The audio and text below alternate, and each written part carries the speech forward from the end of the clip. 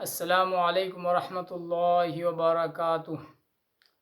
دیکھیے میرے محترم بھائیوں، ہمیں جو کلمہ ملا ہے لا الہ الا اللہ، یہ کلمہ توحید، اس کلمہ سے ہم اس بات کی اقرار کرتے ہیں کہ اللہ کے ذات کے علاوہ کوئی الہ نہیں، کوئی معبود نہیں۔ ہم کس کی عبادت کرتے ہیں؟ اللہ رب العالمین کی عبادت کرتے ہیں۔ لا الہ الا اللہ، اللہ کے سوا کوئی معبود نہیں۔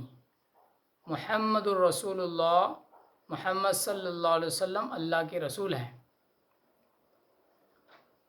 میرے محترم بھائیوں، یہ کلمہ اصل ہمیں زبان سے اپنے دل میں اتارنا ہے۔ یہ کلمہ کو زبان سے دل کے اندر اتارنا ہے۔ اور یہ کلمہ دل میں کیسے اترے گا؟ جب تک ہم اس کلمہ کی ورد یعنی کہ اس کلمہ کی ہم تبلیغ نہیں کریں گے۔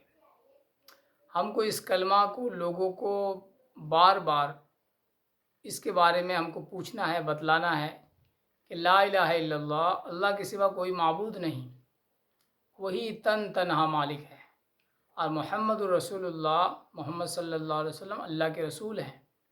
جب ہم اس کی تذکرہ کو چھیڑیں گے، اس کی تذکرہ کریں گے اس کلمہ کا، تو اس کلمہ کی حقیقت ہمارے دل میں آئے گا۔ تو میرے محترم بھائیوں، کلمہ لا الہ الا اللہ کی جو عظمت ہے بہت بلند ہے۔ کلمہ لا الہ الا اللہ کے اندر میں داخل ہونے کی وجہ سے ہمیں عزت ملی ہے۔ اللہ کے نبی محمد رسول اللہ صلی اللہ علیہ وسلم لوگوں کو کوہ صفا پہاڑ میں لوگوں کو جمع کیے۔ ان میں ان کے خاندان کے لوگ تھے، بنو عبد المطلب، بنو ہاشم، سارے خاندان کے لوگوں کو جمع کیے، اور اللہ کے نبی فرمایا کہ میں کون ہوں؟ سارے لوگوں نے کہا آپ تو امین ہیں، آپ تو صادق ہیں، آپ تو سچے ہیں، آپ تو کبھی جھوٹ بولتے ہی نہیں۔ تو اللہ کے نبی نے فرمایا اگر میں کہوں یہ پہاڑی جو ہے اس کے پیچھے ایک قافلہ، گھڑ سوار قافلہ ہے جو آپ لوگوں پر حملہ کرے گا، تو آپ لوگ میری بات کو مانیں گے؟ تو سب نے کہا لبیک، ضرور، آپ تو جھوٹ بولتے نہیں، آپ تو صادق الامین ہیں، آپ تو سچے ہیں۔ تو اللہ کے نبی نے موقع جانا کہ لوگوں کا ذہن جو ہے بالکل ٹھیک ہے، اللہ کے نبی نے وہاں پہ دعوت پیش کی۔ کس کی دعوت پیش؟ اسی کلمہ کی دعوت پیش کی کہ پڑھ لو آپ لا الہ الا اللہ، آپ کامیاب ہو جاؤ گے اور جہنم سے آپ نجات پا جاؤ گے، ہمیشہ کی کامیابی آپ کو مل جائے گی۔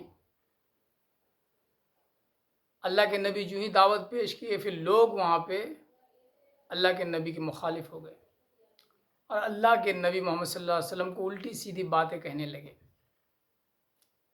ان کے چچا، ان کے خاندان کے لوگ اللہ کے نبی صلی اللہ علیہ وسلم سے الجھ گئے کہ اسی کام کے لیے ہمیں بلائے یہاں پہ۔ دیکھیے میرے محترم بھائیو، جب ہم حق بات کو دنیا میں ظاہر کرتے ہیں، دنیا کے لوگوں کو بتلاتے ہیں، تو انہیں لگتا ہے اب وہ آپ کے دشمن ہو جاتے ہیں، آپ کے مخالف ہو جاتے ہیں۔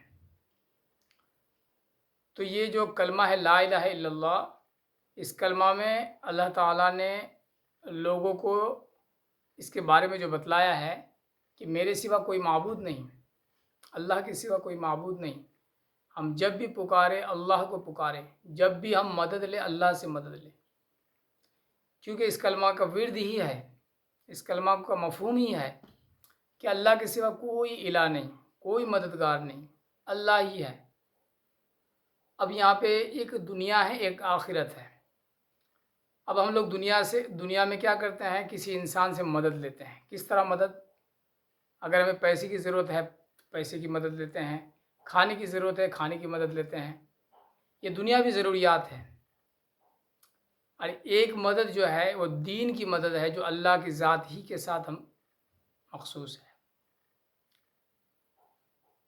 تو ایک چیز کیا ہے؟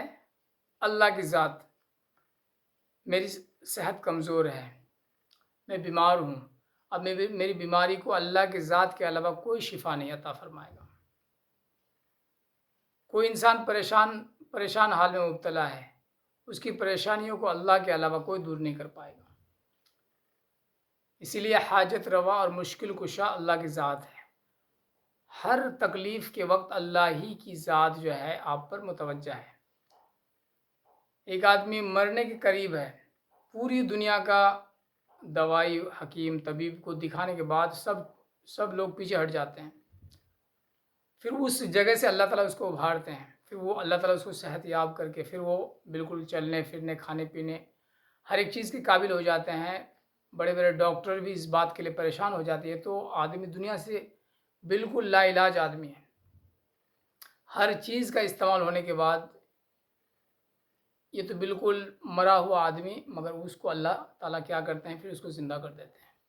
تو یہ جو طاقت ہے، جو پاور ہے، یہ اللہ کی ذات کے پاس ہے۔ زندگی موت کا مالک جو ہے وہ اللہ کی ذات ہے۔ تو میرے محترم بھائیوں، ہم اپنی ذات سے ہم لوگ اتنا کر سکتے ہیں کہ ہم لوگ ہیں مجبور، انسان جو ہے مجبور ہے، کمزور ہے۔ اللہ کی ذات جو ہے وہ قوی ہے، غنی ہے، ہر چیز اللہ ہی دیتے ہیں انسانوں کو۔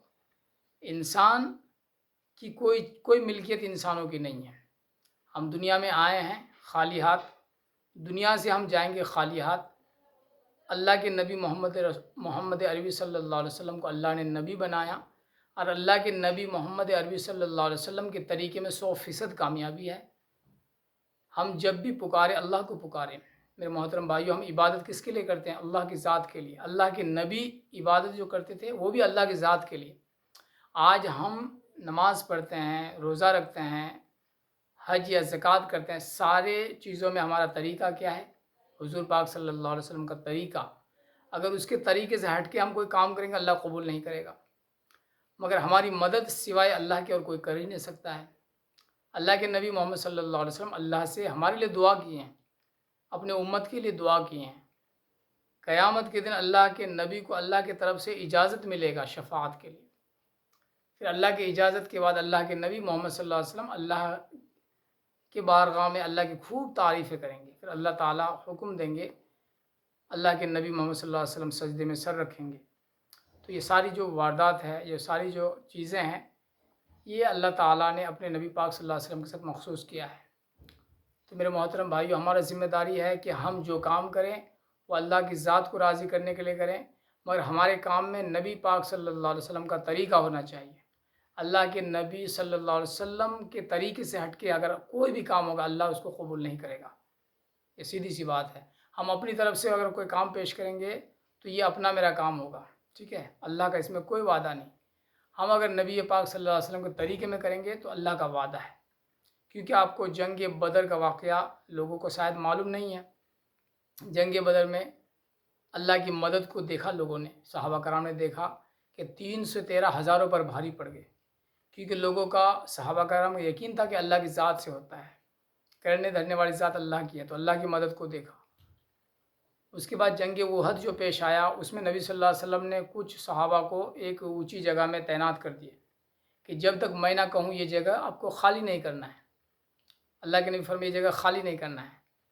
تو جنگ جیت گئے، تو وہاں جو مسلمان کو، صحابہ کرام کو تعینات کیے، انہوں نے کہا کہ اب تو ہم لوگ جنگ جیت گئے ہیں، اب ہم لوگ بھی مال غنیمت میں سے کچھ حصہ لے لیتے ہیں۔ تو وہ لوگ وہ جگہ خالی کر دیے۔ وہاں کے جو امیر تھے انہوں نے منع فرمایا کہ اللہ کے نبی نے منع فرمائے، مگر انہوں نے بات کو مانی نہیں۔ وہ لوگ مال غنیمت کو سمیٹنے کے لیے آ گئے۔ کفار مکہ کیا کیے؟ مشرکین اس مسلمانوں کو چاروں طرف سے گھیرے میں لے لیے، وہ جگہ خالی ہونے کی وجہ سے۔ اب جو جیتا ہوا جنگ ہے وہ شکست میں بدلا ہے، اس وجہ سے کیونکہ انہوں نے اللہ کے نبی کی بات کو بھاری نہیں سمجھا۔ چوک، اس کو چوک کہا گیا ہے۔ تو میرے محترم بھائیو، اس میں کتنے مسلمان شہید ہوئے؟ 70 کے قریب، 70-72 کے قریب، جسے حضرت حمزہ بھی ہے، اور اللہ کے نبی کے دندان مبارک بھی اسی میں شہید ہوئے۔ تو میرے محترم بھائیو، ہمارا ہر کام جو ہے اللہ کے حکم اور نبی کے طریقے میں ہونا چاہیے، تو انشاءاللہ اللہ تعالیٰ ہمیں اس دنیا میں بھی کامیاب کریں گے، اور انشاءاللہ مرنے کے بعد ہم قبر میں بھی کامیاب ہوں گے۔ انشاءاللہ اللہ کے یہاں جب ہم کو حاضری کیے جائیں گے، اللہ ہمیں وہاں بھی کامیاب کریں گے۔ تو انشاءاللہ جو باتیں ہوئی ہم سے بھول چوک ہوئی ہے، اللہ معاف فرمائے، آپ بھی معاف فرمائے۔